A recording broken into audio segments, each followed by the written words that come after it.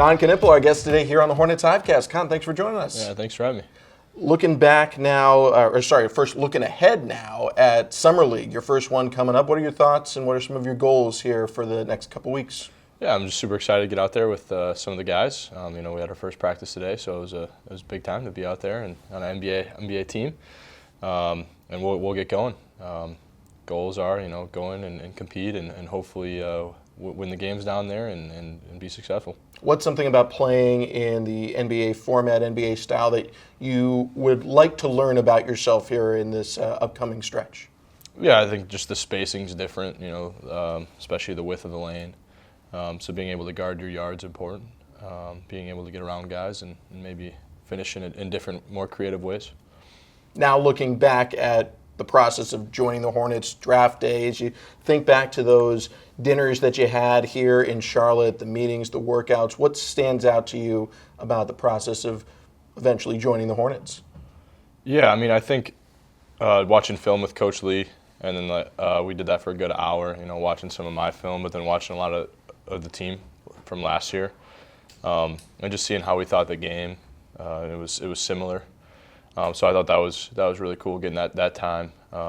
So that really jumps out at me. Looking at the roster overall, what are some of the things that excite you about being a Hornet? Yeah, there's a bunch of talented guys, a bunch of young guys, and so I'm looking forward to growing with a team like this. You got LaMelo, Brandon Miller, Miles Bridges. You're looking forward to being a part of that and hopefully putting together some wins. I would think you're accustomed to playing on talent-rich teams coming from Duke. How much of an advantage is that for you entering the NBA, knowing not just how to be a star, but how to be a complementary player as well? Yeah, I think it's super important, knowing how to affect the game in a bunch of different ways, especially when you don't have the ball. Learning that there's a bunch of things that are important to winning, not just putting the ball in the basket. So yeah, I'll be ready to do those things.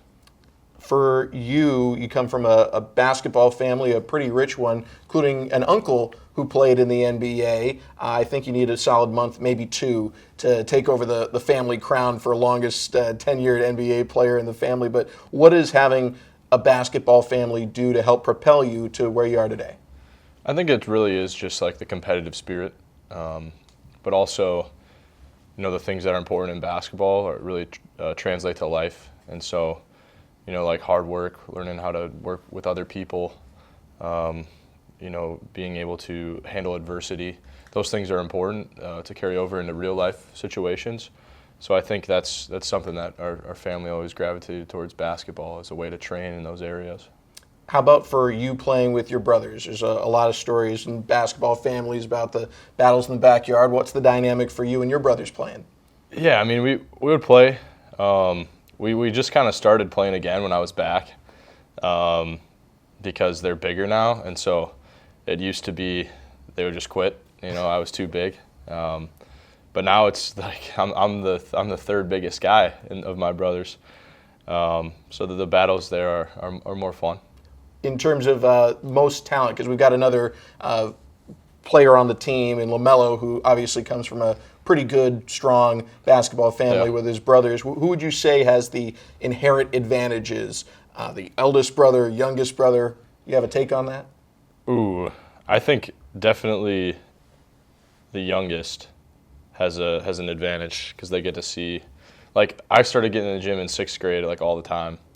And so my little brother would come along, the smallest one when he was 5. So he's been in the gym since he was 5, every day, basically. Getting better, so I think they definitely have the advantage. That might be something LaMelo agrees with you on there. Yeah, probably. Couple more for you here. One of the things that you're most well-renowned for within your game is your shot. Is there someone that you've modeled your shot after or modeled your game overall after? Not really.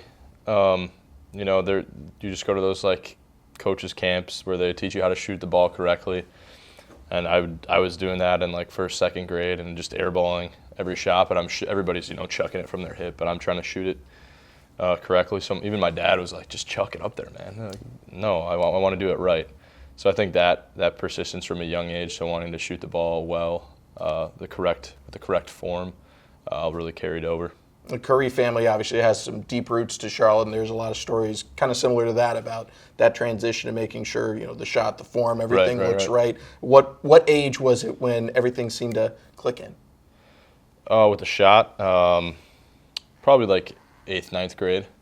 So like I had a nice like pull up midi, but I finally got like strong enough like 7th, 8th grade to shoot threes. So I got better at it, and then by 9th grade I was a really good shooter. All right, last one for you, Con, and I have a feeling the shot might play into it, but we like to ask all the rookies, in your mind, if you envision it, what will be your first NBA points? Maybe a free throw.